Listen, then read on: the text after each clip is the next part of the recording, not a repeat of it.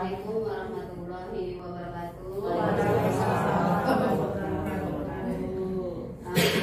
Selamat siang Bapak Ibu semuanya yang saya hormati, Bapak Kepala Sekolah Negeri Barat 07, Bapak Nugroho Edi Jatmiko, serta Wakil Kepala Sekolah Ibu Tia dan rekan-rekan guru yang saya hormati. Terima kasih sudah meluangkan waktu untuk mengikuti desiminasi aksi nyata budaya positif yang dibuat oleh saya sendiri, yaitu Siti Harun Sunyati, CGP Angkatan 10, SDN Cengkareng Barat 0. Sebelum dimulai, mari kita mengucapkan Bismillah bersama-sama. Bismillah.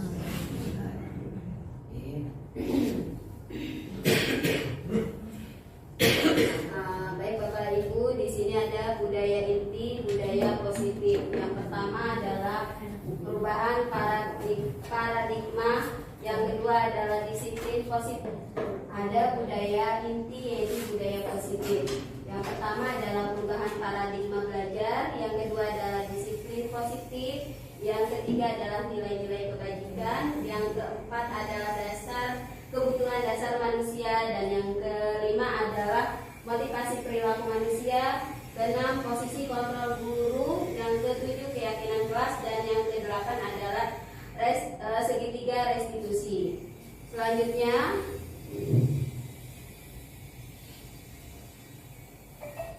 di sini ada pembelajaran dengan paradigma baru.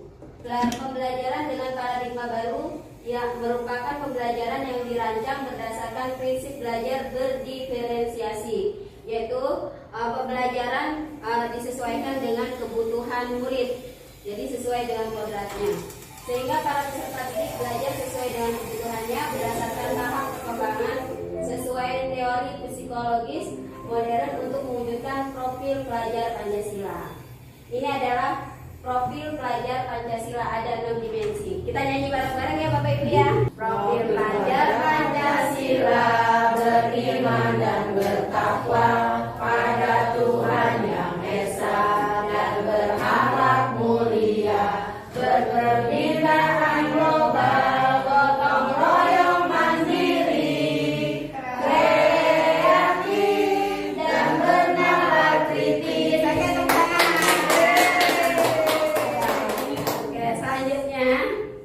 Nah, di sini ada setuju atau tidak setuju. Hukuman dapat mendisiplinkan anak. Yang kedua, pemberian hukuman dengan hal positif. Yang ketiga, memberi penghargaan efektif dapat meningkatkan motivasi belajar anak. Sekarang saya mau tanya, setuju atau tidak? Kalau pemberian hukuman itu dapat mendisiplinkan anak. Setuju. Setuju. Setuju. Kenapa setuju, Bu Pebi?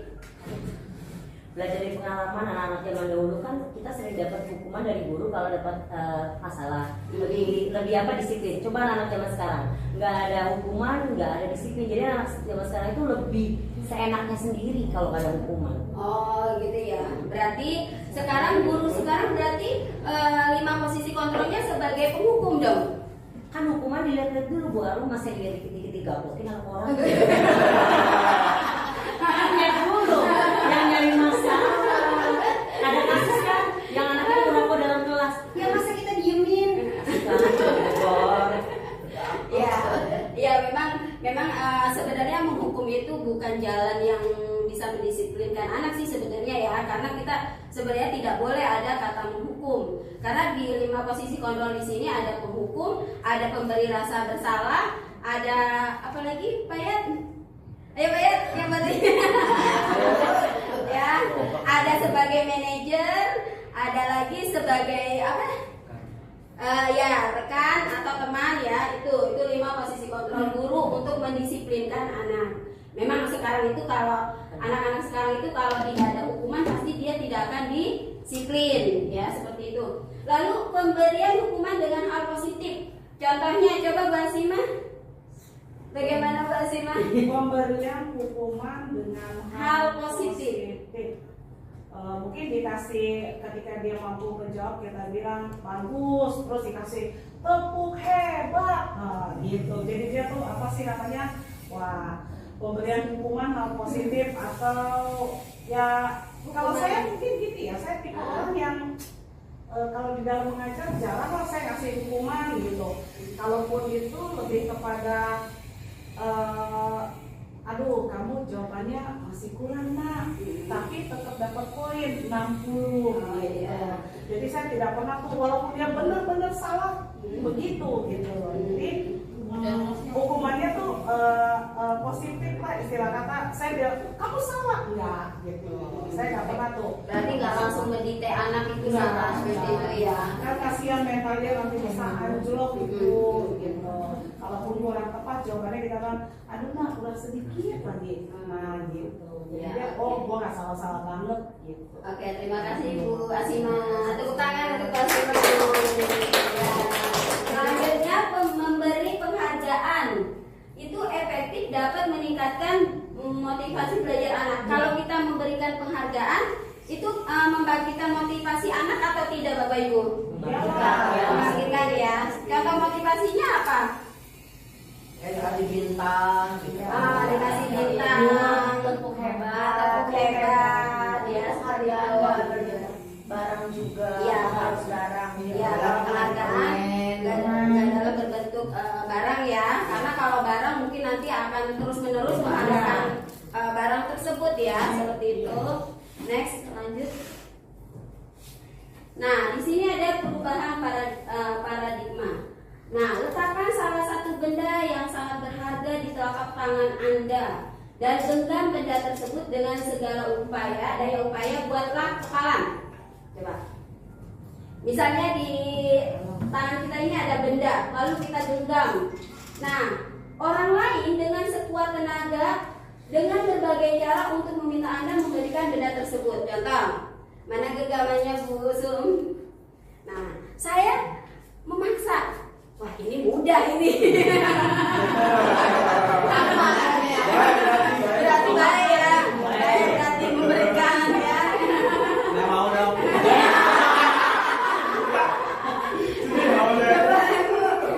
Genggam kuat tenaga, pertahankan benda yang ada di dalamnya. Ayolah Bu, orang sini. Ayo. Ya. Oke, jadi apa yang sudah kita genggam harus kita pertahankan ya, walaupun dengan berbagai cara. Nah, makanya kenapa kita seperti jadi kita ini mengutamakan apa sih namanya, kalau kita punya keinginan atau apa, kita harus kuat ya di dalam diri kita seperti itu. Selanjutnya Bapak ya, tolong miskonsepsi tentang teori kontrol. Yang pertama adalah ilusi guru mengontrol murid. Yang kedua adalah ilusi bahwa kritik membuat rasa bersalah mampu menguatkan karakter. Yang ketiga adalah semua penguatan positif, efektif, dan bermanfaat. Dan yang keempat adalah semua orang dewasa berhak memaksa. Nah, mengontrol murid. Guru mengontrol murid. Bagaimana sih cara mengontrol murid? Coba Bu Yeris.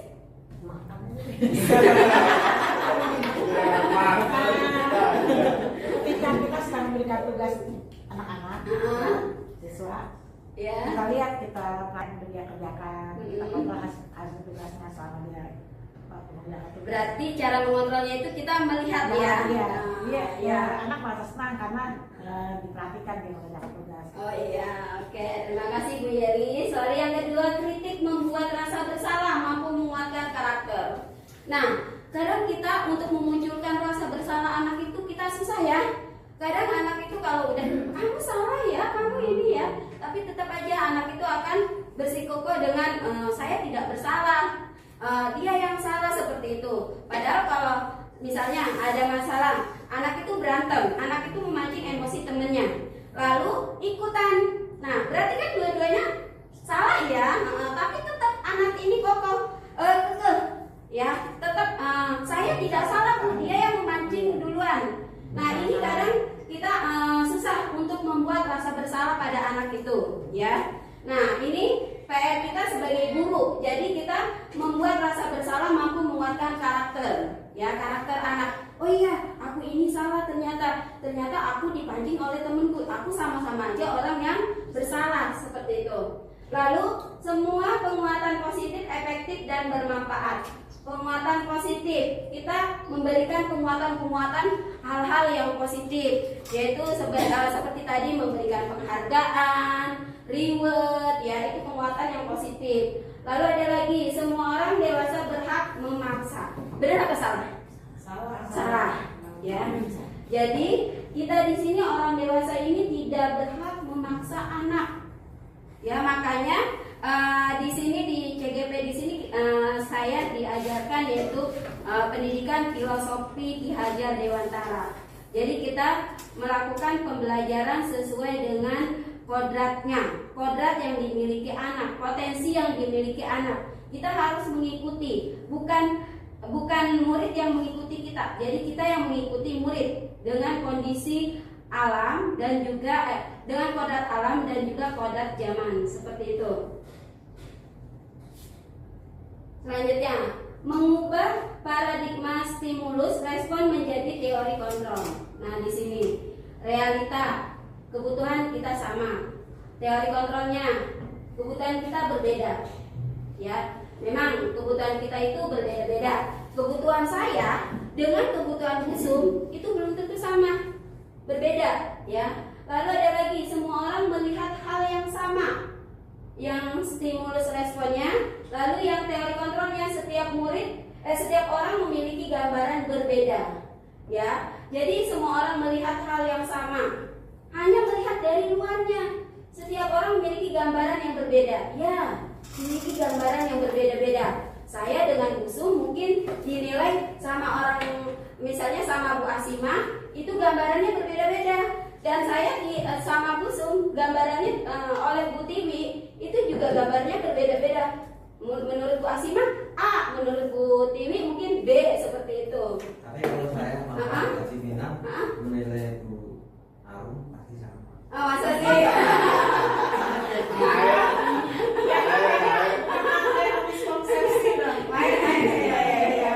Oke.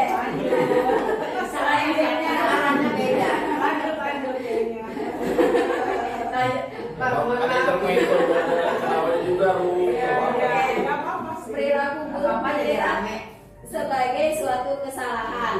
Nih, perilaku buruk. Lalu semua perilaku memiliki tujuan. Jadi semua perilaku itu jangan kita nilai atau stimulus responnya itu perilakunya buruk.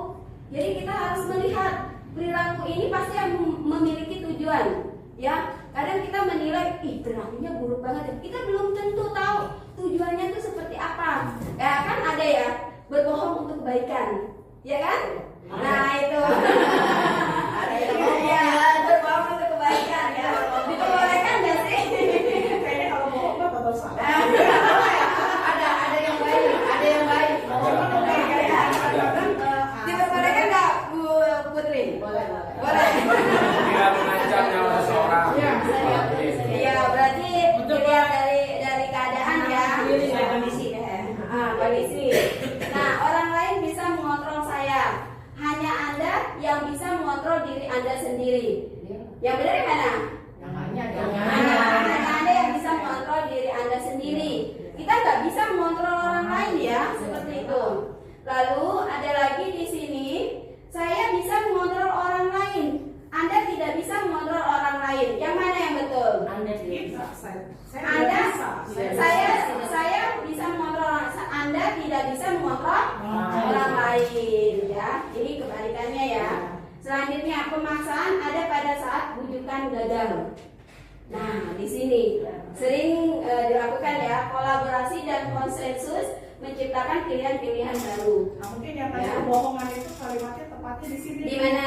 Tadi kan Ibu bilang bahwa bohong itu ya mungkin ada untuk kebaikan. Nah, saya setuju sebenarnya bohong nih yang ini nih, kolaborasi. Kolaborasi nih. Iya. Sudah. Menciptakan pilihan baru. Iya. Kayaknya kalau bohong saklek banget. Ada Bu, wartawan juga lagi. Nah, itu wartawan nanyain Bapak nggak ada, pada Bapaknya ada. Maksudnya nggak ada di sini. Oh, nggak ada di sini. Nah, kan itu dibutuhkan kolaborasi. bohong gitu. Kan kita udah tahu bapak itu bahasanya. Iya, gue tetap bohong adalah bohong. Tapi gue setuju kalau ada kolaborasi dan konsensus di dalamnya. Dalamnya ya. Yes. Selanjutnya. Tapi ada tujuannya, ya buat kebaikan. Boleh lah. Model berpikir menang atau kalah, model berpikir menang-menang. Menang kalah. Yang mana? Yang menang? Win-win solution. Win-win solution. Win-win solution. Win-win solution. Lanjut. Selanjutnya, disiplin positif. Disiplin berasal dari kata disiplina, yang artinya belajar. Disiplin mengacu pada disiplin diri yang memiliki tanggung jawab terhadap apa yang dilakukannya berdasarkan nilai-nilai yang diyakini. Disiplin positif merupakan salah satu cara penerapan disiplin yang bertujuan untuk menumbuhkan kesadaran serta memberdayakan peserta didik tanpa imbalan, penghargaan, reward, ancaman atau hukuman. Ya, jadi di sini kita untuk menumbuhkan kesadaran peserta didik itu kita tanpa imbalan atau penghargaan atau juga ancaman dan hukuman. Sebagai pendidik, tujuan kita adalah menciptakan peserta didik yang memiliki disiplin diri sehingga mereka berperilaku mengacu kepada nilai-nilai kebajikan universal dan memiliki motivasi intrinsik dalam perubahan perilaku ke arah yang lebih baik. Nah, selanjutnya, nah di sini ada nilai-nilai kebajikan, contohnya pada institusi atau organisasi. Nilai-nilai kebajikan di sini artinya adalah nilai-nilai yang disepakati bersama, lepas dari suku bangsa, agama, bahasa maupun latar belakang. Yang pertama, ini profil pelajar Pancasila, dimensinya itu disebut dengan nilai-nilai kebajikan pendidikan. Ya, yang ada di sebuah institusi pendidikan. Lalu yang ini ada di sebuah Ibo Primary Year Program. Lalu keterampilan hidup, life skill, ya ini. Jadi ini pendidikan, ini ada di institusi atau organisasi Ibo dan ini life skill. Nah selanjutnya, next. Kebutuhan dasar manusia. Kebutuhan dasar manusia adalah segala sesuatu yang kita lakukan untuk mendapatkan apa yang kita inginkan. Seluruh tindakan yang kita lakukan memiliki tujuan tertentu dan semua usaha terbaik yang kita lakukan adalah dalam rangka agar kebutuhan dasar kita terpenuhi. Jadi kebutuhan dasar manusia itu ada 5. Yang pertama adalah bertahan hidup. Bertahan hidup di sini ada makanan, pakaian, tempat tinggal, keamanan dan keselamatan. Ini dan kesehatan. Ini adalah tujuannya untuk bertahan hidup.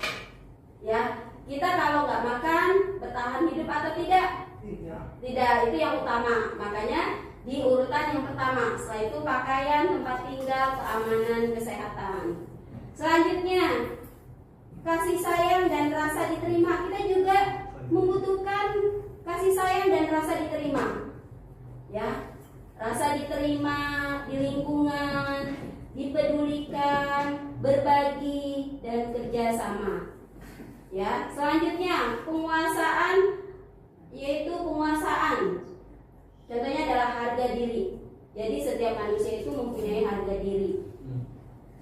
Keinginan untuk dianggap, memimpin, berprestasi dan diakui. Ini memang yang sangat susah ya, penguasaan.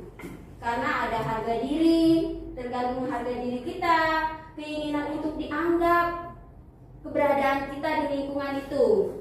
Lalu ada lagi memimpin. Ya, kita menginginkan untuk menjadi seorang pemimpin. Seperti itu. Lalu berprestasi. Kita juga ingin dianggap oleh orang lain itu berprestasi, penguasaan dan juga diakui. Ya, atas hal-hal yang dicapainya. Lalu kebebasan, bebas. Di situ ada tangan yang dirantai, lalu ya, kebebasan. Mandiri, ya, memiliki pilihan sendiri, mencoba hal yang baru. Jadi kita di sini ingin kebebasan yaitu mandiri. Mandiri apa sih, Bu? Mandi sendiri.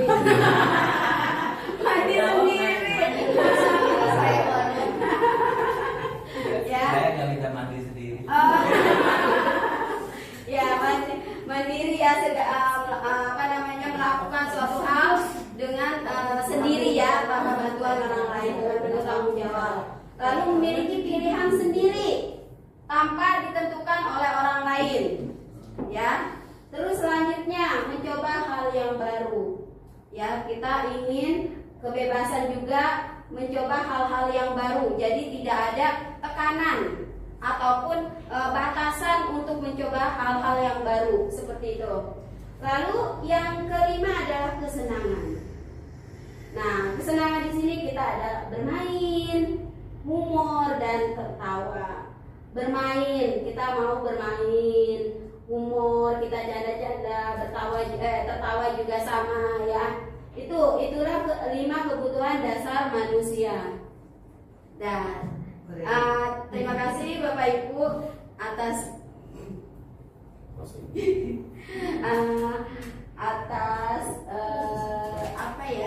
perhatiannya.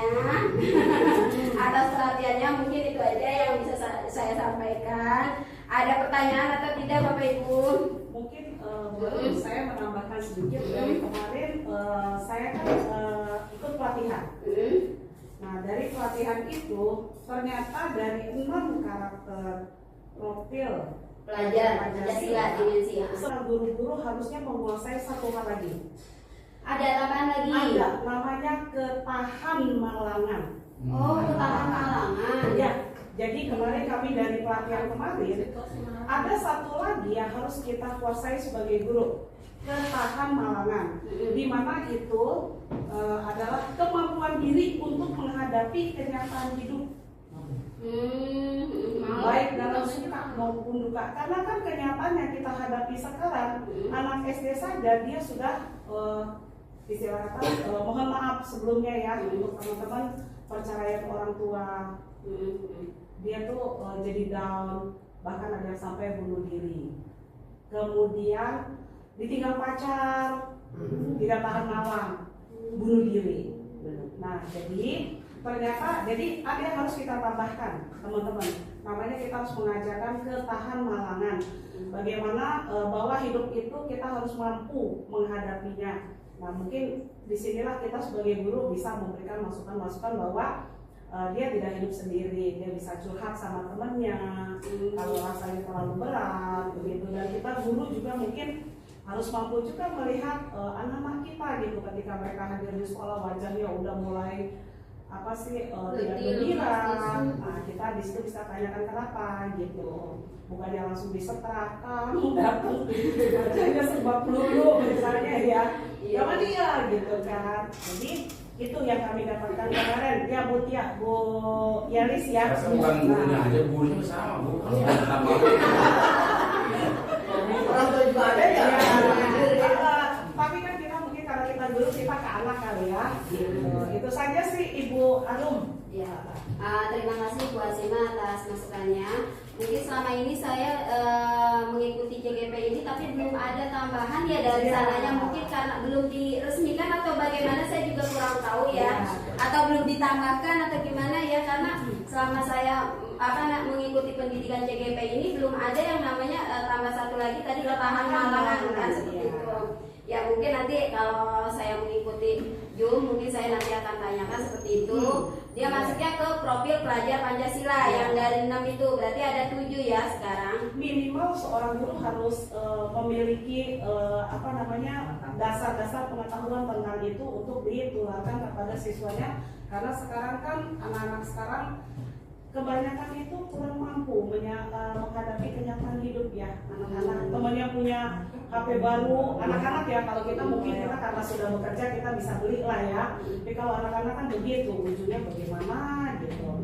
Nah ini yang harus kita coba tularkan kepada anak-anak kita, kemampuan untuk menghadapi kenyataan hidup ini. Oke, terima kasih Mbak Sima. Nanti saya akan tanyakan ya. Ketahan malangan itu sudah masuk ke profil pelajar Pancasila atau belum ya, karena selama ini memang yang dibahas hanya ada 6 seperti itu Bu Asima ya, makanya saya kaget kalau memang ada tambahan seperti itu gitu. Gimana Bapak, ada tambahan? Ya, terima kasih Bu narasumber. Alhamdulillah, sebetulnya semua yang disampaikan itu ternyata mengupas kembali keilmuan. Ada yang hal yang baru, ada hal yang istilahnya yang lama juga diingatkan kembali. Ini sangat positif ya. Makanya kemarin ada Bu Arum juga ya, untuk CPP dibuat program yang setiap minggu itu harus dilakukan ya kan, yaitu apa, berbagi baik Ya, berbagi praktik baik. berbagi praktik baik. Nah, ini termasuk ya, boleh nanti diupload berbagi praktik baik, yaitu mengingatkan kembali dasar-dasar katakanlah manajerial seorang guru. Jadi pada intinya semua yang disampaikan itu, saya mohon ini, itu kan teori. Semua tadi yang kita pelajari itu baru teori. Nah, yang dimana Bapak Ibu guru itu mentransfer kepada peserta didik. Nah, mentransfer dari teori itu bisa disampaikan dengan secara lengkap. Nah, kunci keberhasilannya kalau menurut saya adalah coba semua teori tadi sudahkah dilakukan pada diri sendiri. Nah, kalau sudah dilakukan diri sendiri, insya Allah pasti akan lebih dalam menggarapnya. Dan sudah saya contohkan. Coba tadi di poin berapa itu dalam manajer itu, saya tadi motivasi atau ribet atau segala macam ya kan, yang tadi disampaikan motivasi yang respon dan antara respon sama stimulus itu kan sudah saya lakukan semua terhadap bukan siswa, karena saya punya Bapak Ibu guru, saya terapkan di Bapak Ibu guru dengan praktek. Coba apakah pernahkah saya menyalahkan Bapak Ibu? Tidak, ya kan? Dan saya memberikan sebuah solusi. Apakah pernah saya memojokkan atau tidak pernah? Nah, ini contoh yang sudah saya lakukan, tolong juga dilakukan pada anak-anak gitu loh. Nah, di situ antara respon dan stimulus dan respon. Jadi berarti responnya yang baik-baik saja. Dan itu sudah saya sampaikan dengan aksi nyata dan perbuatan. Contohnya ya, kalau ada masalah yang kita tadi ada kolaborasi sehingga kita mencari win-win solusi, jadi bukan menang sendiri. Nah, itu pokoknya yang sudah diterapkan itu sudah saya lakukan untuk Bapak Ibu semua. Insya Allah saya sudah merasakan. Mungkin nanti dikupas satu-satu, nanti oh ini sudah saya lakukan, pernah saya lakukan ini, bisa nanti dikupas. Jadi coba semua yang secara teori itu coba diterapkan, inti introspeksi, apakah saya sudah seperti ini. Nanti kalau sudah seperti itu, Bapak Ibu lebih mudah menerapkan terhadap peserta didik. Contoh lagi tadi yang 5 karakter saja, 5 karakter. Yang ini Pak? Yang apa itu yang ada kolaborasi tadi? Ya, yang ada kolaborasi. Nah, yang kolaborasi. Nah, dari semua itu tadi kan teori kontrol ya, kolaborasi dan konsensus menciptakan pilihan-pilihan. Nah, itu juga sudah saya lakukan terhadap Bapak Ibu semua. Nih, apakah bisa mengontrol diri sendiri? Anda tidak bisa mengontrol orang lain. Justru kebalikan dari itu, dari kontrol, teori kontrol itu malah saya lakukan kebalikan. Coba Bapak Ibu tolong kontrol saya malah meminta Bapak Ibu untuk kontrol saya. Kan kebalik dengan teori yang teori kotor. Justru kadang-kadang kita bilang kata apa ya, tergantung sebuah teori. Kalau kata bahasanya asumsi orang lain, nggak apa-apa, itu teori dasar ya buat patokan. Tapi kita juga harus punya pendapat sendiri, harus bertangan, tapi dikontrol pendapatnya itu benar secara konsep, secara teori ya sudah terbukti atau belum. Kalau tidak ya tadi harus mempertimbangkan hal-hal baik dari hal-hal lain. Terjadilah kolaborasi dan konsensus menciptakan pilihan-pilihan baru. Nah itu yang sudah saya lakukan terhadap Bapak Ibu semua.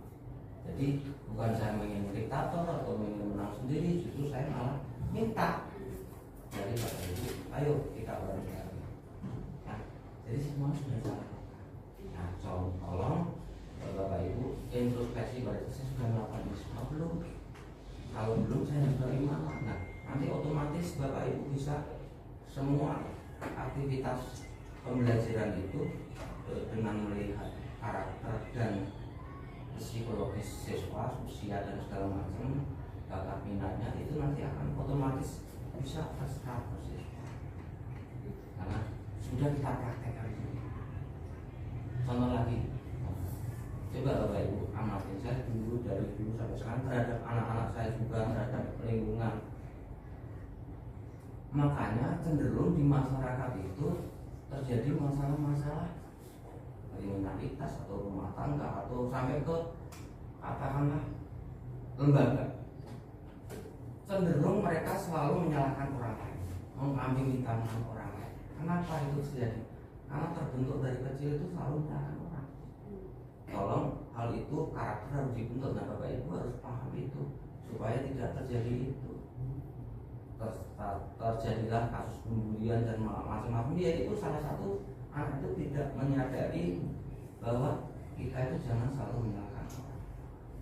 Jadi itu harus dibentuk. Nah yang bisa membentuk siapa? Bapak Ibu. Bapak Ibu itu sangat penting. Contoh kita alami kemarin. Ya, siap Bu. Kita alami kemarin kejadian di depan kantor. Dan ini terjadi dari saya ngajar itu sudah saya alami. Ada sampah. Saya kan namanya pendidik, pengen anak itu sadar bahwa itu tidak benar dan ada apa ya, niat baik untuk berkelakuan baik lah gitu. Nah itu ada sampah, maksudnya diambil. Ada dua orang, yang satu tak tegur gitu, yang satu cuek tadi, malah negur lagi, balik negur sama temennya tadi, itu ambil. Jadi seperti itu, dan dia berarti dia tidak mau disalahkan, biar temannya yang ambil. Nah ini harus dibentuk. Nah itu berarti karakter sepele itu harus kita perhatikan. Sepele ya. Contoh saat jalan atau apa didorong, ada dia sengaja, tapi yang disalahkan orang lain. Nah itu hal tersebut mulai kita perhatikan. Karena saya ngalamin hal itu. Dan diri saya sendiri juga, mohon maaf. Karena saya dulu sekolah di Jawa, di kampung, sama guru aja kita lewat di depannya itu takut kalau benar lewat mereka atau ngumpet. Di sini enggak, ditegur malah kagak saya Pak. Udah bilang kagak, bahasanya udah asing buat saya, pakai begini lah, ini kagak sampai melotot. Itu mohon maaf, pernah cerita itu bisa colok. Serius demi Allah, muka colok makanya. Sudah ini kalau saya mau sudah nempel ini, makanya saya tahan. Itu pertama kali saya ngajar di Jakarta. Makanya saya ingat. Nah itu seperti itu. Saya termasuk dulu termasuk diktator itu. Walah tapi nggak tahu kok, diingat terus sama mereka. Bahasanya jadi saya gitu kan, habis itu tak rangkul. Jadi tadi yang bahasanya yang tadi apa itu hal-hal yang hukuman tadi itu tidak secara teori benar, tapi tidak semuanya karena kita punya hati. Jadi manusia juga punya hati, kita punya hati, pendekatan hati. Jadi ada kediktatoran bisa merubah, bisa juga. Tapi namanya hukuman itu pasti membawa dampak negatif. Semua hukuman yang nama bentuk hukuman itu paling dampaknya negatif. Berarti apa? Ya jangan hukuman tapi respon positif lah. Jadi jangan dikatakan hukuman, tapi kalau masih mengucapkan kata hukuman, pasti imbasnya itu ya hukuman terus. Tapi apakah apa itu reward gitu, reward positif itu membawa dampak positif? Insya Allah bisa. Tapi belum tentu, karena ya guru-guru saya, anak buah saya tak kasih reward malah pada puncak kan gitu. Ini misalnya dikasih kebebasan Saya tapi kayaknya kita nggak dapat ribut. apakah Ini dapat sama-sama ya. apakah itu bukan nominal? Belum tentu. Ini bukan, saya mengucapkan gini, saya ingat dengan di rumah tukang itu sudah borongan, ini akhirnya cerita gitu karena ribet gitu ya. Jadi bentuk hukuman ribet itu juga belum tentu positif. Jadi kita pakai hati, cuman itu kan teori ya, pelaksanaannya kan. Tukang saya itu borongan kerja itu ya udah digaji penuh full ya kan, saat dia lembur tak kasih ribet rokok sebungkus setiap tukang.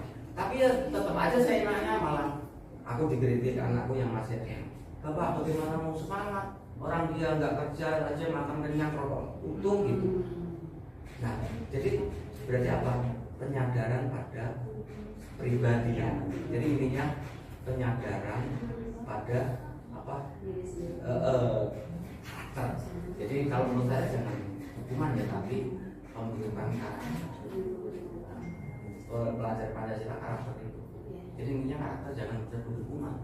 Jadi kalau selalu dibilang hukuman ya pasti negatif terus. Dirubah juga supaya jangan hukuman lagi, tapi ribet untuk hal yang positif. Kalau hukuman yang positif nggak ada hukuman itu, hukuman pasti negatif. Jadi mungkin ininya coba introspeksi pada diri sendiri, hal yang kecil aja supaya anak tidak punya karakter selalu menyalahkan orang. Itu aja yang saya sepele, tapi itu nggak ada apa positif. Jadi mungkin itu ya. Terus saya pengen, nah ini kan secara teori untuk apa itu budaya positif ya.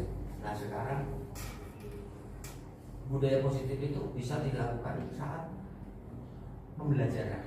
Nah nanti saya minta Bapak Ibu saat pembelajaran bukan kita sharing, kalau perlu gini, kalau perlu ya tidak usah di depan siswa, di depan Bapak Ibu, terus Bapak Ibu menggunakan materi apa yang mau Bapak Ibu menguasai, kita bawakan di sini menjelaskan kepada anak, seolah ini anaknya coba bisa. Jadi aku nggak perlu supervisi lagi, udah di situ oh Bu ini jadi tinggal tandain dan solusinya apa itu apa namanya apa itu masukannya apa gitu. Jadi bisa seperti itu dengan cara supervisi itu lebih efektif. Jadi bisa didengarkan semua daripada saya nungguin Bapak Ibu nongkrong di depan kelas. Ya kan memang benar, tapi kalau menguasai kelas, menguasai anak, matilah Bapak Ibu mengerti. Mungkin itu ada sekedar masukannya. Mungkin itu Bu Amin, terima kasih. Terima kasih masukannya Pak Edi. Mungkin kita itu introspeksi diri dulu, baru nanti mengimbaskan ke peserta didik seperti itu ya Pak ya. Jadi budaya positif ini kita tanamkan di dalam diri kita, lalu kita imbaskan dalam pembelajaran ke peserta didik seperti itu, hal-hal yang baik.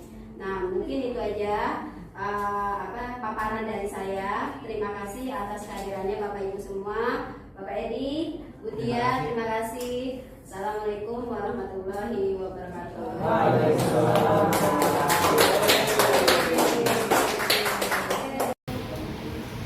Assalamualaikum warahmatullahi wabarakatuh.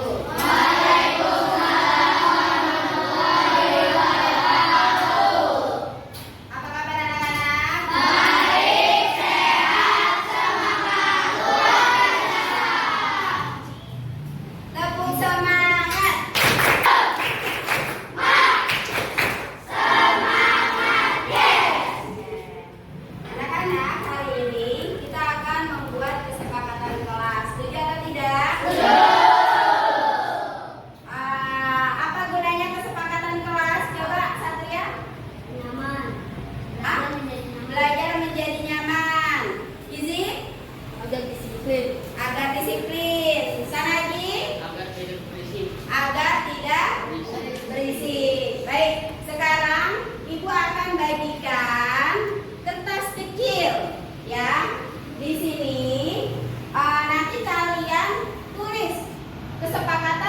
kelas yang diinginkan kalian, ya, yang diinginkan oleh kalian.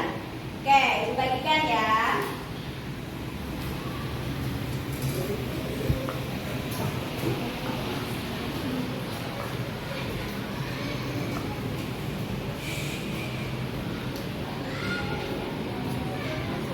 Tulis sayang, tulis.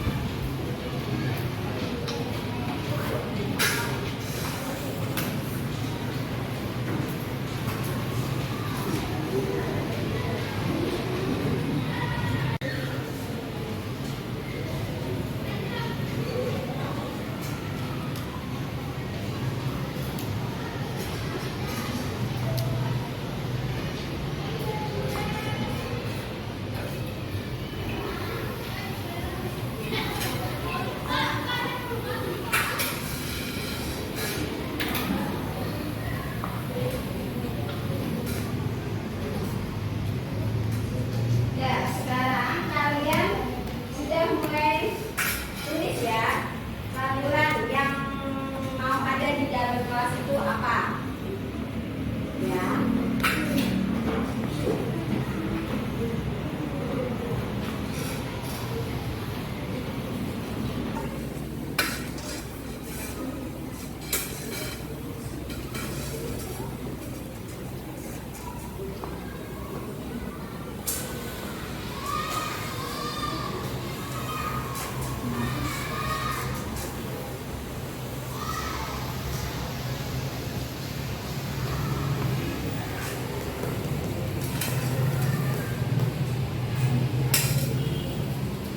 Sudah selesai anak-anak? Sekarang ibu minta salah satu bacakan ke depan. Coba Safira, salah satu aja bacakan kesepakatan kamu. Nanti kita tempel bareng-bareng ya. Yo Safira, bacakan ke depan kesepakatan kelas yang kamu inginkan seperti apa. Bacakan aja. Habis bacakan baru ditempel. Ke toilet selama belajar cukup hanya 1 kali. Oke, terima kasih Safira, ditempel sayang. Gimana aja Pak? Coba. Ada. Ketiga.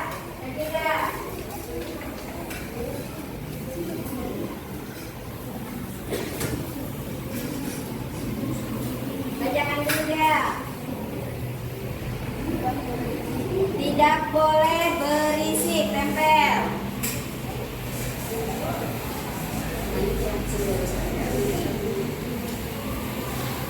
Oke, coba yang barisan sini, yang cowok dari Suban. Ayo tempel sayang. Gak usah dibacakan langsung, tempel aja. Ayo, yang cowok.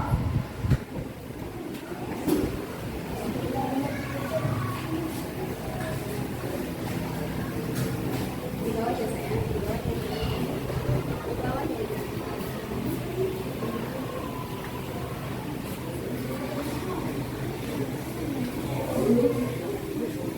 Ayo, yang perempuannya. Ayo sayang.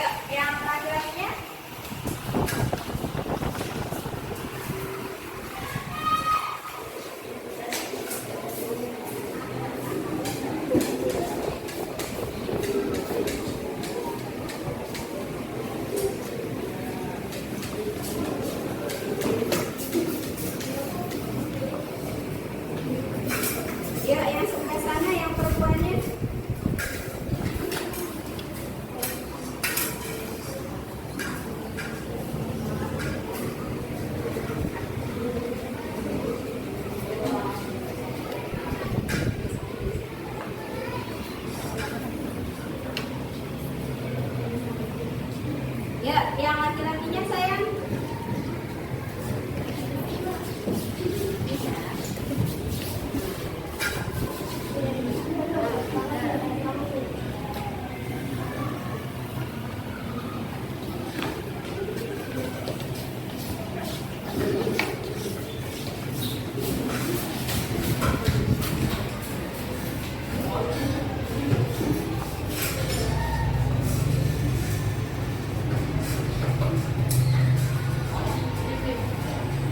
Kesepakatan kelas sudah kalian tulis dan juga sudah kalian tempel ya.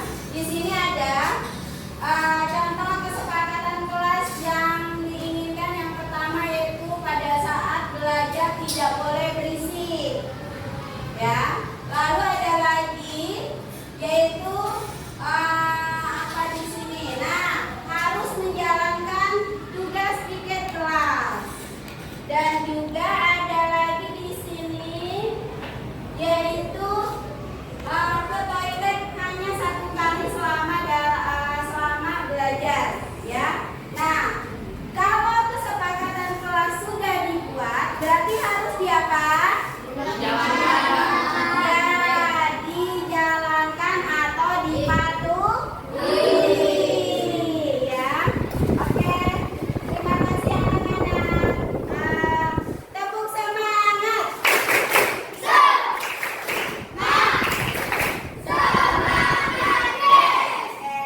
kasih. Assalamualaikum warahmatullahi wabarakatuh.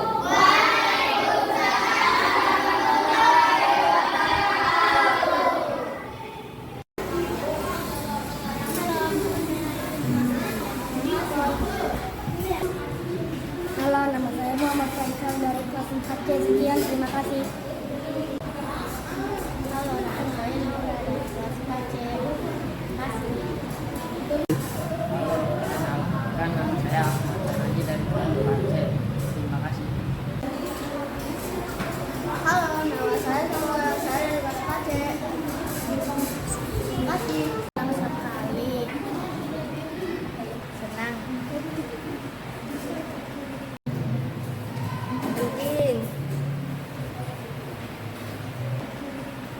Penting sekali menunjukkan rasa disiplin. Terima kasih. Menunjukkan rasa tanggung jawab. Dan terima kasih.